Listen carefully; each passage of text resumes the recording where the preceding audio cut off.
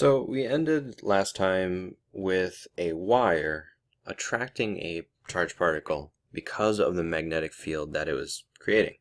Here, we're going to be running a wire through a magnetic field and then applying a charge on it, or applying a current, actually. And then we're going to see, with all those electrons going through the wire and the charges going through the wire, what's going to happen? What kind of force are we going to get?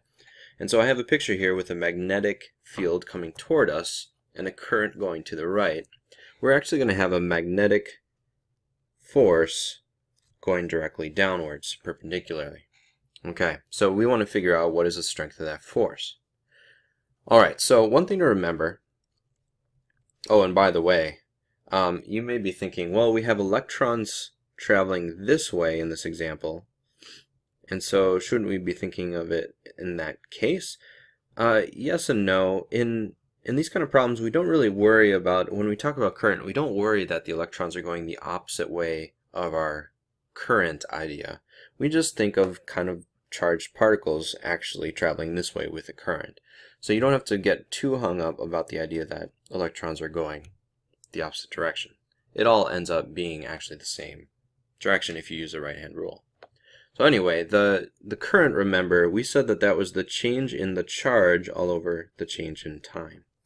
And so when we're talking about current, we're still talking about particles, charged particles, moving perpendicularly to a magnetic field.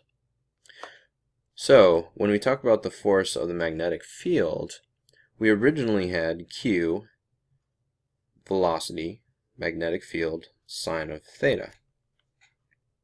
Okay? Now what we can do is we kind of can think of this as the change in charge.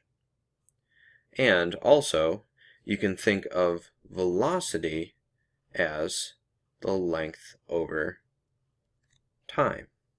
Just remember that velocity is the same as change in the distance all over change in time. So instead of calling it change in distance, let's just call this L, and then the speed that the current is going through is basically the speed, the length over the time.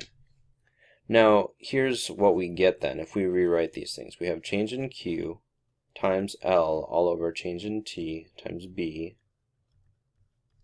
Now, what I notice here is I can actually shift this over. Mathematically, that's the same thing.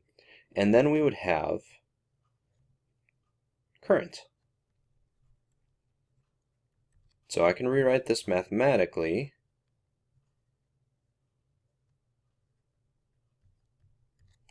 as F equals current times the length times the strength of the magnetic field times the sine of theta.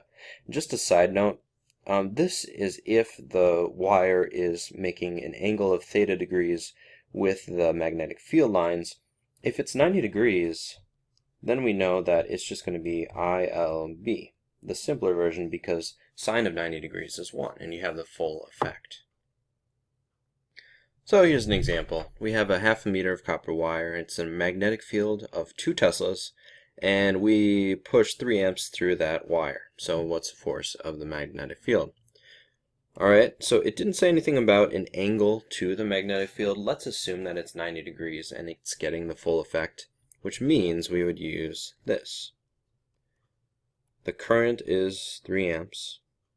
The length is ½ meter. And then the magnetic field is 2 teslas.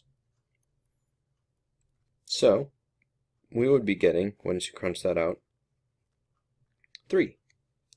Now the nice thing here is that when we calculate this force, you could call this simply just 3 newtons. It's not too bad.